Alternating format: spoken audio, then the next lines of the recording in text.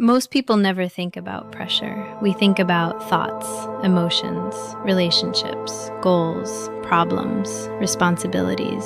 But pressure tends to remain invisible. And yet, it may be one of the most important forces shaping your experience of being alive. At this very moment, the atmosphere is pressing against your body. Thousands of kilograms of force surround you continuously. You do not notice it because your body has adapted to it. Your organism has learned to live within pressure, to balance pressure, to move through pressure, to become pressure. Life itself depends upon it. Pressure moves air into the lungs. Pressure moves blood through vessels. Pressure helps stabilize the spine. Pressure influences movement. Pressure influences voice. Pressure influences circulation. Pressure participates in nearly everything the body does. Yet most of the time, it remains hidden. Imagine standing on the shore, watching the ocean. You see the waves, you see the surface. But beneath the surface, currents are moving, invisible forces shaping everything above them. Pressure inside the body can be understood in a similar way. Most of what we notice happens on the surface: thoughts, feelings, actions, expressions. But beneath those visible experiences, countless pressure systems are continuously organizing the body. The diaphragm participates, the rib cage participates, the abdomen participates, the pelvic floor participates, the spine participates. The entire organism joins the conversation. This is one reason posture matters. Not because perfect posture makes someone superior, not because there is one ideal way to stand, but because posture influences how pressure is distributed. The body is constantly balancing forces, adapting, adjusting, responding. A body carrying excessive tension often distributes pressure differently.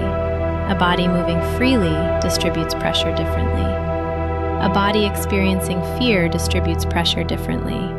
A body experiencing safety distributes pressure differently. Again, this is not about right and wrong. It is about adaptation.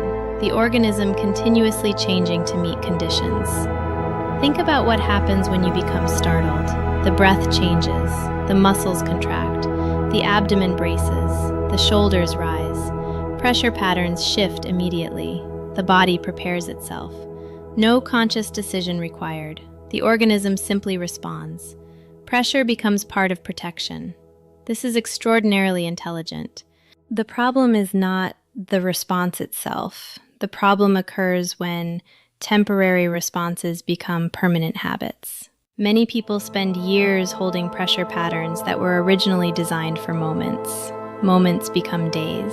Days become years. Years become identity. Eventually, the body begins treating emergency strategies as normal operating procedures. The chest remains tight. The jaw remains braced. The breath remains restricted. The organism continues preparing for a threat that may no longer exist. Again, not because the body is broken, but because the body remembers.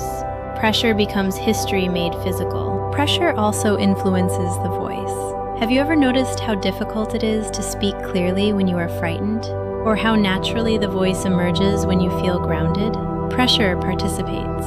Breath participates. The diaphragm participates. The body is not simply producing sound. It is organizing conditions for expression. Even confidence has a physical component. Not because confidence is only physical, but because expression emerges through a body, and bodies function through pressure. Architecture offers another useful metaphor. A bridge stands because forces are distributed effectively. A building stands because pressure is managed effectively. The structure remains stable because invisible forces are organized. The human body operates similarly, not identically, but similarly. The body is a living structure, continuously balancing countless forces. And when those forces organize well, movement becomes easier. Breathing becomes easier. Expression becomes easier. life often feels easier. This does not mean life becomes perfect. Challenges remain, loss remains, uncertainty remains. But the organism meets those experiences differently. The structure becomes more adaptable, more responsive, more resilient. The remarkable thing is that most of this occurs beneath awareness. You do not consciously calculate pressure every second. The body does it for you, continuously, faithfully, quietly. A hidden intelligence operating beneath thought. An ancient conversation between structure, movement, breath, and gravity. This is one reason movement can feel so relieving. Not because movement magically solves life's challenges, but because movement changes pressure. Walking changes pressure. Stretching changes pressure. Breathing changes pressure. Laughing changes pressure. Singing changes pressure. Crying changes pressure. The organism is continuously redistributing forces, restoring flow, creating options, returning adaptability to the system. And perhaps the more we understand these hidden conversations, the more respect we develop for the organism itself. Because the body is not simply carrying us through life. It is actively negotiating life, balancing forces, managing pressures, creating stability, supporting expression.